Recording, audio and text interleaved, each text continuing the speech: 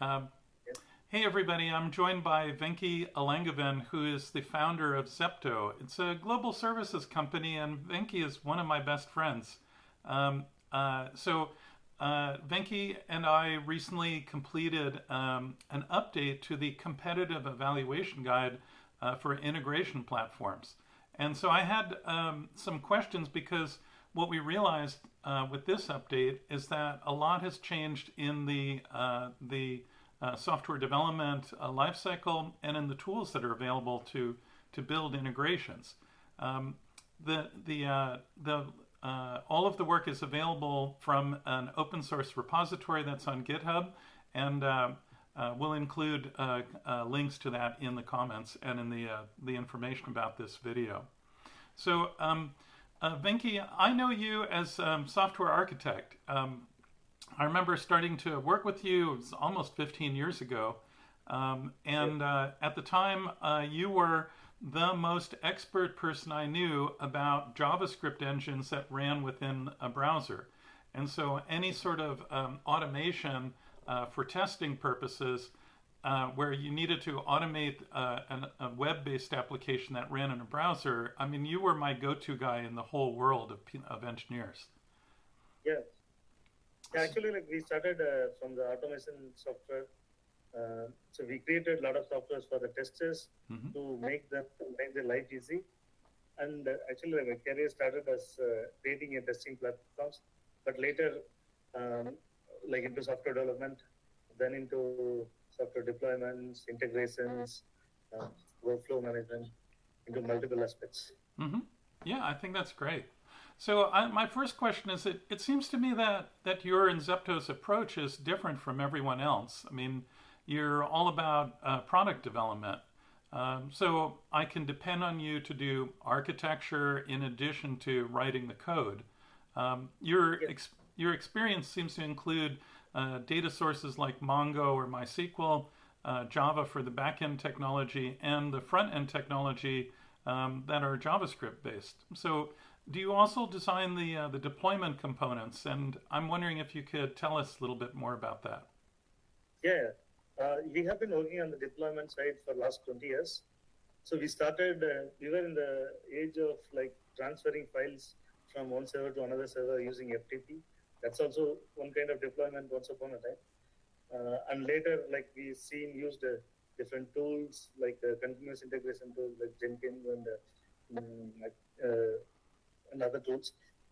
So we right now like more than a deployment, we take care of the whole site reliability task. That includes the latency. Like we guarantee the client that we don't have any latency issues. There is no downtime, and so we'll have plan A, plan B for all of this approach. And we also work in ISC code, infrastructure as a code. So we'll convert the whole infrastructure into a code, and we'll keep it into a suitcase. So we can take that suitcase anywhere, and we can open it, and we can bring our environment. Mhm. So that's kind of work that what we're doing. Right. I think part of the reason that you can do that is because of your key role in building out the architecture for the AppVance testing platform, which is AppVance is a company that I founded. Um, so, uh, and just recently, you did the work with me on the competitive evaluation guide for integration platforms, and that included implementing the same use case on Mule from Salesforce, on Spring Boot, on AWS integration services, and Azure integration. That surfaced the developer productivity and the TCO, or the amount of cost that you'd have for using any one of those four platforms. So what I'm wondering is, now that you have this experience renewed, when's the right time to build your own code versus using an integration platform? Yeah. So integration platforms are just another matured version of RPA, robotic process automation, or a workflow. So, like we need to build our own code for the main application, and for all of the subtasks and the background tasks that we need to use integration platforms like Azure, AWS, something which we don't want to touch the main application and want to have the data transformations and the workflows. Mm-hmm. So you would still do data transformation and workflows in the integration platform, or are you saying you would write code for that? Yeah, we do both. In our own code, like we do custom development for this data transformations and the communication between different platforms. Right. So with integration platforms, we create the workflows and we expose that as an API for the client or for some other tool. They can trigger from anywhere. They can have a hook for their continuous process, and they can trigger from anywhere. That's a big advantage. That seems like a big advantage. It seems like when the integration platforms kind of got started, that mostly what they were about is kind of connectors, you know? So if you needed data from like SAP for inventory, or let's say your customer database from Salesforce, then the integration platforms would give you connectors. That seems to have like matured into a bunch of other services. Am I getting that right? Yeah, we are seeing a lot of developments over the years, but integration platforms still cannot stand alone as for a business. It can help actually to accelerate the application, but the main code application is what is the heart of the business. Mm-hmm. And is there a right time to like build your own code as opposed to using an integration platform? Yeah. So when we get started, we need to start with building our own code. But when our code gets matured, to accelerate or to help more, we can use these integration platforms. They can do only small tasks. These integration platforms, but our main application can do like thousands of these small tasks. The code that we are writing. Good. So recently I showed you a white paper on software development trends, and you kind of yawned at it. You said it's outdated. You know, I'm wondering, what's your modern take on like generative AI, on API security and posture management, API analytics, you know, GraphQL, or even the asynchronous APIs? So traditional API documentation they're still following the same API documentations.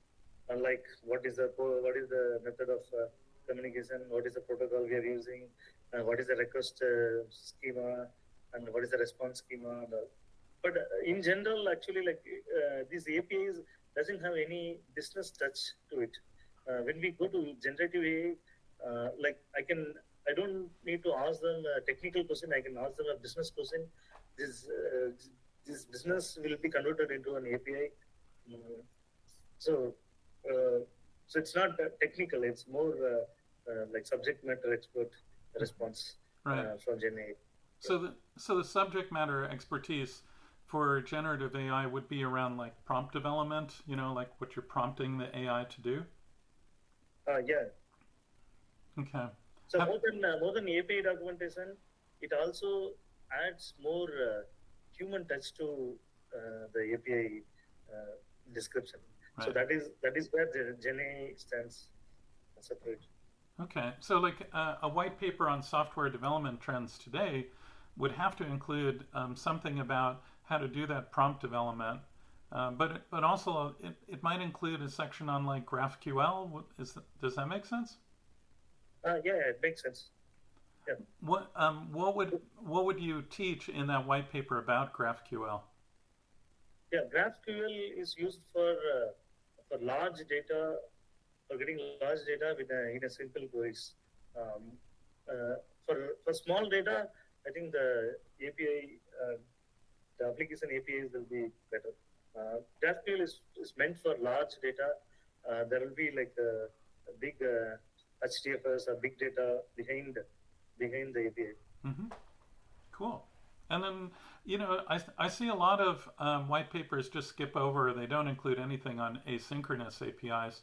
What do you think a modern white paper would need to incorporate for asynchronous APIs? Asynchronous APIs, they need to actually tell us actually like how we could increase the latency, and they need to be explaining more on how the API behaves for different platforms. For example, if we are calling from another software as an integration, how it behaves. If I'm calling from my direct application, how it behaves. If I expose the API to a client directly, if they're accessing it, how it behaves. So these type of information are like more needed for the guide. Good. Do you find that there's a way of notating asynchronous APIs, or are you just pulling out a piece of paper and like drawing? Asynchronous APIs are always a strength. So because JavaScript engines, right from the start, they work in a single-threaded model, and that is where asynchronous came into play. Actually, how we moved from a waterfall model of software development into agile. So this is kind of more agile. Asynchronous is kind of more agile. We can do many things at the same time, maybe like 1,000 things. And that's because you're not waiting around for a reply. Yeah. So I just put my request whenever the response comes, it does things like, and that, like you just imagine actually like, and there are like 1,000 requests dispatched, and one after another we get response, and we see like magic in front of the laptop. Right. So it's like minions working, a lot of minions working for building a large engine. Right.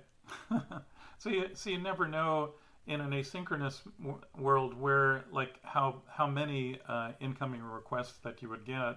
How do you do like provisioning in that kind of environment?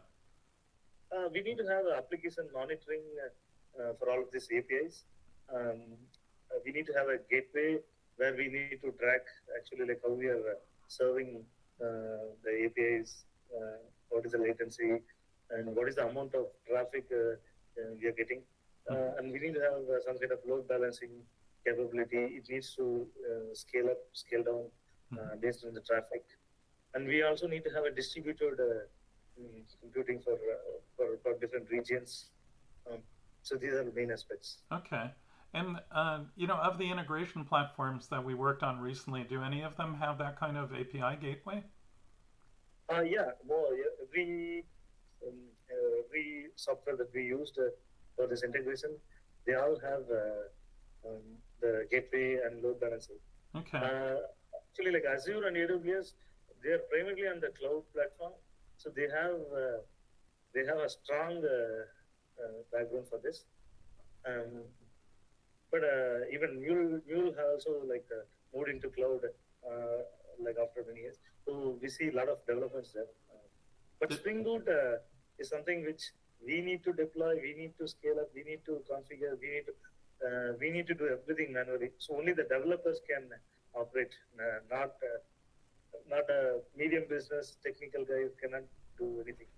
Right. So any of those DevOps houses would have to have a developer do a deployment of a Spring Boot application.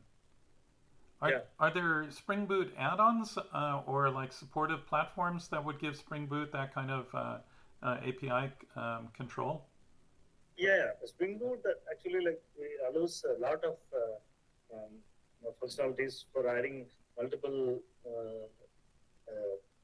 something like API gateway and the load balancing. Mm-hmm. But it cannot do on its own, but it can be integrated with other cloud platforms. Mm-hmm. And those cloud platforms are from AWS and Azure or somebody else? AWS, Azure, and GCP. Mm-hmm. Cool. Yeah. Okay, so what do you feel when you've looked at a system architecture that's missing AI or machine learning relevance? Actually, we see a lot of missing parts in our traditional software development. Mm-hmm. Something like, okay, a system will do its work and we will do our work on designing the system. But with the AI, actually like it has some part of what we are doing, and there's some part of what technical. So it is making the developers life easy by doing some of the things automatically, like some autonomous process. Mm-hmm. It's something like if I'm for example, like if I'm a developer, I need to write an API. I need to think about security. I need to think about network. But if you give it to AI, it will include all of this. It will give us a package. So something like which I don't need to think about it, or I don't need to secure it. So you, if you were starting with like kind of a greenfield application that you were designing the architecture for, today you would prefer an AI environment to be part of the architecture? Yeah, definitely. I think like it's just a start for us. I think it will be more into it like over the years. Mm-hmm. Oh, that's good. So the last question I've got is: it seems like people are asking instead of searching. Without the platforms we use, like Spring Boot or MuleSoft or AWS integration services, having a GitHub repository hosting code examples is required now, because ChatGPT uses those repositories as a large language model, an LLM. So does ChatGPT give wrong or bad answers to customers when it doesn't have access to those examples? Yeah, actually, developers asking questions to these AI platforms and the general public ask questions to AI platforms are very different. So it will identify whom we are actually like talking to. So if it knows we are a developer, the first thing these AI platforms will go into public GitHub repositories to find some code for us, and then it goes to forums. So it's very much required that we have a code public. In case if we have it private, then they don't have access to process the AI platforms. Well, that being the case, it sounds like if I was a marketer at a software company and I had a new white paper, then my publication of the white paper and its example code would be on a GitHub repository instead of just publishing it on the website. Does that follow? Yeah, it is very much required that we need to have a white paper. We need to have a reference for GitHub repository separate, because that's been accessed by multiple platforms. We never know actually. Like when we both are talking right now. Yeah. How many platforms are accessing our open source code? We never know. Right. Well, I mean, it's pretty clear the connection from ChatGPT to GitHub, because GitHub is owned by Microsoft, who did a deal with OpenAI, which owns GitHub. Which owns ChatGPT. So it seems like a pretty good assumption that if you publish on GitHub, then ChatGPT will use GitHub's repositories as an LLM. Yeah. Yeah. Good. Okay. Well, did you have anything else you wanted to say before we wrap things up today? Nothing. Zeptoh, I just want to give a little introduction for Zeptoh. Mm-hmm. So Zeptoh actually started as a service company, and later we worked on multiple products. And while with our journey for the last 20 years, we came across like different sections of software development, implementation, architecting, deploying, and maintaining. So we do end-to-end software development. We can help the business companies to take care of the whole technical part. Mm-hmm. So that's our main expertise. It's an excellent offering. Okay, well, thank you for your time today, Venky. I'm really glad that I was able to ask these questions, and hopefully this helped the watchers of this video to succeed with their integrations. Thank you very much, Venky.